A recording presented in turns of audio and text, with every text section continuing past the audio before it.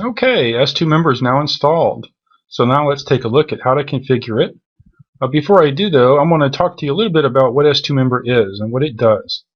s2Member is a membership management plugin. It's going to empower your WordPress installation with the features necessary to convert your WordPress site into a membership offering. Okay, so if you take a look here at the s2Member menu panel that's installed with s2Member, you're going to see things like PayPal buttons, PayPal options, download restrictions, overall restriction options, the general options, which establishes the core configuration values for your installation. Okay, and then down here you'll find some additional methods to integrate s2Member in more advanced ways.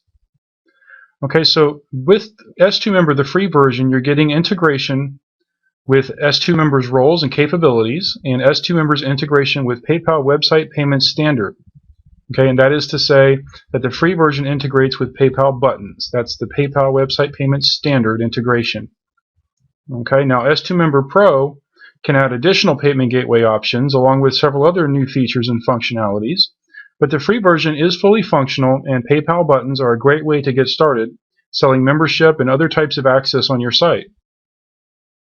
Okay, now when you first install s2Member, you'll want to take a look here at the s2Member menu and go to the Quick Start Guide.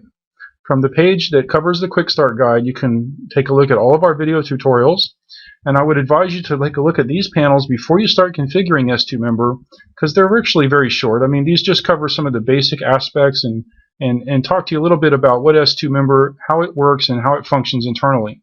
And this will really help you if you just kind of read through this before you get started. Okay, and one of the things you'll discover as you read down through here is that you need to create 2 pages. Okay, so before you even start configuring s2Member, it's a good idea to create your login welcome page and your membership options page. Okay, your login welcome page is the first page that a member or other user on your website that does not have administrative access, they will come to this page upon logging in. So this is, you can think of this as your My Account page, where the customer or the free subscriber, anyone who logs in that does not have administrative access to your site, they will be redirected by s2Member to this page on the front end of your website, which should be encompassed by your theme. And this is just a page, like any other page in WordPress.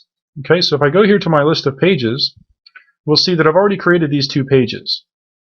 Okay, now initially when you create these pages, just give them like the titles, the generic titles, login welcome page and membership options page, and don't even worry about putting any content in those pages. We just need for those to be created in the beginning, and you can learn more about how these function as you get through s2Member's configuration. This will become very obvious as you work through s2Member. So in the beginning, we just want to get these 2 pages into the system. Okay, and then as you go through, the first thing you should do is configure s2Member's general options. And as you work down through the general options, you will see that s2Member will ask you to designate one of the pages on your website that you've created in this drop-down list, to designate one of those as your login welcome page. And if you've already created the page, and it'll already be in the drop-down for you, and you can choose that. And the same is true for your membership options page, which is the page where people who are not members of your site, who might be denied access to certain areas of your site that you've restricted with s2Member, they will be redirected to a membership options page. And ultimately, your membership options page will contain payment buttons. And if you're using the free version of s2Member, you'll be using PayPal buttons. That's where any PayPal buttons that you generate with s2Member would go. That is, into your membership options page.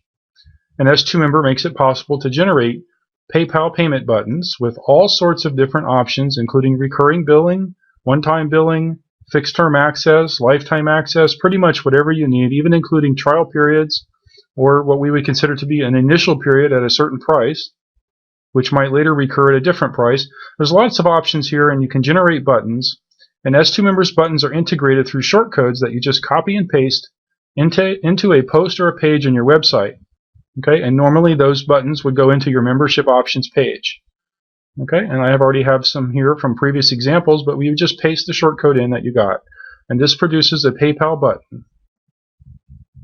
So PayPal buttons are what facilitates the checkout process, and access is granted to any content on your website that you've protected with s2Member. Now you can learn more about s2Member through our additional video tutorials, where we cover all of s2Member's configuration options in much more detail. Okay, thank you very much for watching.